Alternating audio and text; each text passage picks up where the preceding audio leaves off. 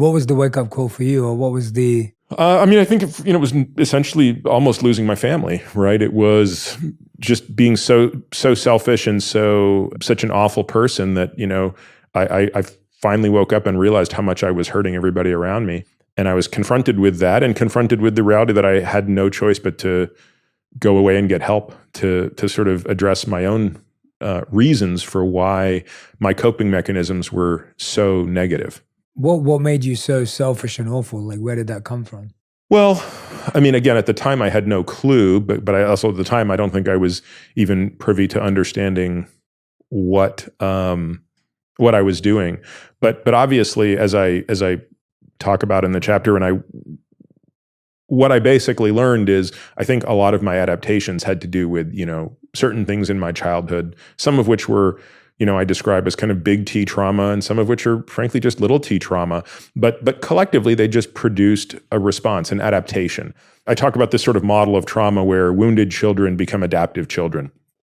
And adaptive children are there to protect the wounded children. And I think that's a remarkable trait of us as humans, right? We are very resilient. The problem is that a lot of those adaptations become maladaptive in adult life.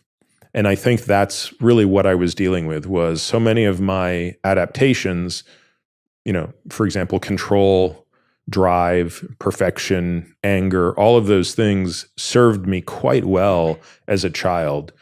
But as a husband and as a father, they were not serving me well anymore. And all of the good that came from those adaptations, for example, a strong work ethic, a desire to do good, was more being done for the wrong reasons. It was, I'll show them, I will matter, my self-esteem will be based on performance, et cetera. And I think all of that had to be turned on its head. For me, that was sort of my journey, was learning how to undo all of the maladaptive behaviors to try to keep the good parts of the adaptation and then shed the harmful ones. Why do you think it takes us? Thank you for sharing, by the way. And I know you go into more depth in the book. And I find this fascinating. And I think I'm so happy that you address it, because I think people find it especially fascinating coming from you, because often they're just seen as such separate things and separate pursuits. But for you to unify in them is really, really interesting. Why do you think it takes so many of us so long to address the very root cause of so much of our problems? And you partly covered it there, that some of these things become superpowers in the material world. Like, they're phenomenal at, manipulating the outside world through control and perfectionism, etc. But then in the inner world, and the family tends to suffer from that. Why does it take us so long to look backwards, almost to look forwards, in both our genetic background and our also genetic trauma in that sense?